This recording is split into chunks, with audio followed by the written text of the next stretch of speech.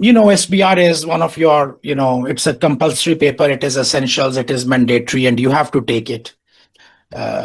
From 4 professional papers which you have to take, one has to be SBR. In my opinion, one of the most important papers from entire ACCA qualification. So I see SBR on one side and all other papers on the other side. Because this is the knowledge which is given here, the IFRS knowledge. This is something which, we used every day. When we are talking about accountants, maybe you are accountant, senior accountant, even chief accountant, you are using the SBR knowledge on daily basis.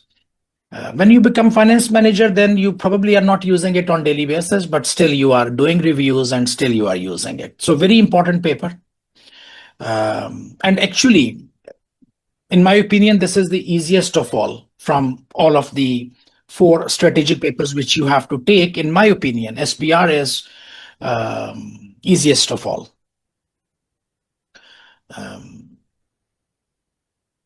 Why do I say that it is easiest of all? Because the subject matter, IFRS, actually, it's a huge thing. I've been engaged with IFRS, which is previously IAS, for almost like 30 years now during my education, and then from work and teaching and consulting. So I have been in IFRS throughout my career. It's a deep understanding, very huge topic. But for the exam perspective, if I see ACCA SBR exam, they don't go into deep details of the standards. They don't involve a lot of complex issues. Mostly what they do is that the standards which are the way they are tested in exam, it's, in my opinion, quite primitive, quite fundamental or basic, okay? Whatever way you want to call it. So you would never find, how to say, the complex application of IFRS from exam perspective.